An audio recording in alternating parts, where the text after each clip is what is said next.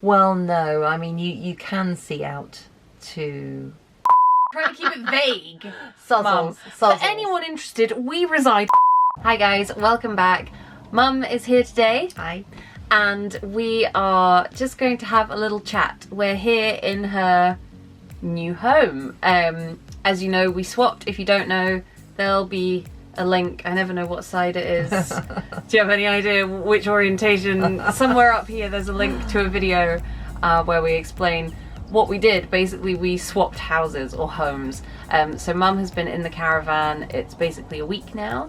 And we thought we would just sit down and have a little chat about how she's found it and the adjustment to downsizing, because it's been a lot. It's been interesting, it's been challenging, that's for sure. I had thought I'd got everything sorted out in my head about what I was going to have in here and what I wasn't going to have in here, and I was pretty confident the day before we moved that it was fine. It was all going to go in here, and it was just going to be fine. I got it worked out.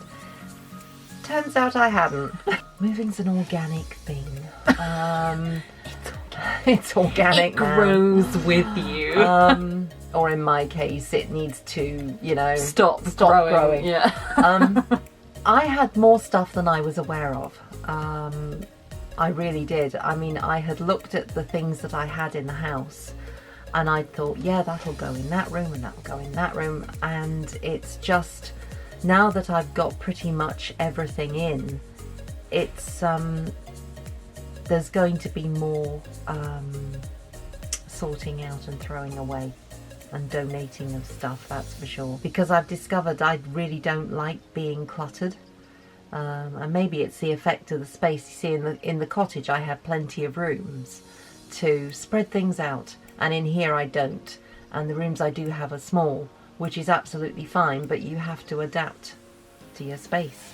Yeah. So that's what I'm in the process of doing, is adapting to my space. And it's okay, it's working out, but it's yeah. Are you finding it, like, is it just the amount of stuff that in this case doesn't fit in here that's like the big problem at the moment? Like, how are you adjusting to like living in a much smaller space? Well, to be honest with you, there hasn't been a huge adjustment, simply because when I was in the cottage, if I think about it, I was just living in the kitchen, the living room, my bedroom and the bathroom. That's all. The other rooms simply weren't being used. So moving into here, where I've got fewer rooms, it's the same thing really. I'm just less wasted space. Just less wasted Maybe space. And I think I've actually settled in. I know I've only been in here a week, but I think I've actually settled in really quite well. It's already starting to feel like home, which is nice. And it's always nice to wake up in the morning and actually, see trees outside. Yeah, it's definitely slightly different, isn't it? To seeing not very much. There isn't much of a view. Yes, so it's been a learning curve. But I think it's going to work out all right. I've been really surprised at how well it's worked out already.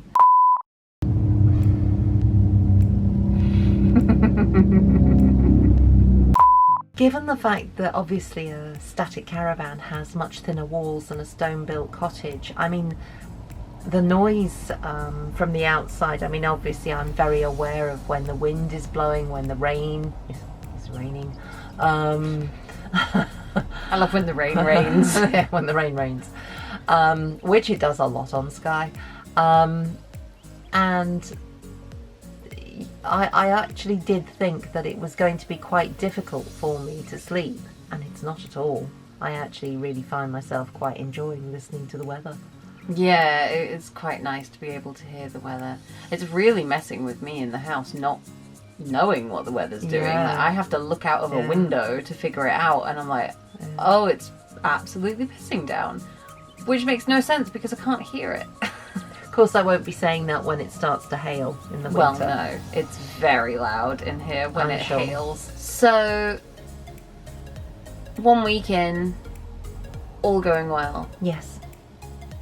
What have you learnt about downsizing after 60? Downsizing after 60 is eminently doable. But just be aware that you always have far more stuff than you are aware of. Even if you think you know how much you have, you've got more. Yeah, You've got more. So we're a week in, job done. Yes. And feeling very much more at home than we were the first couple of days, I think. Yes. Yeah. It was quite It was an a very, adjustment. I mean, it was the cheapest move I've ever done in my whole life. And I've done a lot of moving in my life. But, you know, it was also quite hard because there was a lot of ferrying to and fro. And at one point we had half your stuff in the cottage and half in here and half my stuff in the cottage and half in here. And it was all kind of, oh, God. Yeah.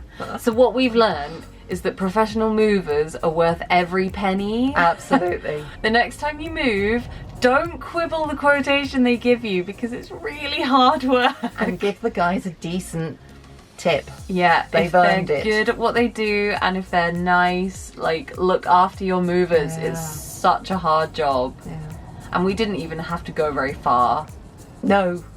Like we were able to do it over the course of a few days and we were able to do it just individual pieces at a time, and it's still so hard. Yeah. It's really given me a new appreciation for movers. Yeah, absolutely. Absolutely. So that's it for that's, this week. That's your lot. That's all you're getting. We have nothing else to say. We're all tapped out. So if you enjoyed this video and would like to see what we're up to next, then hit subscribe and hit the ring bell button. I'm not going to make you do the finger guns because I know you hate it. I'm cocking this up massively. Start again. So that's it. We've run out of things to say. Bye.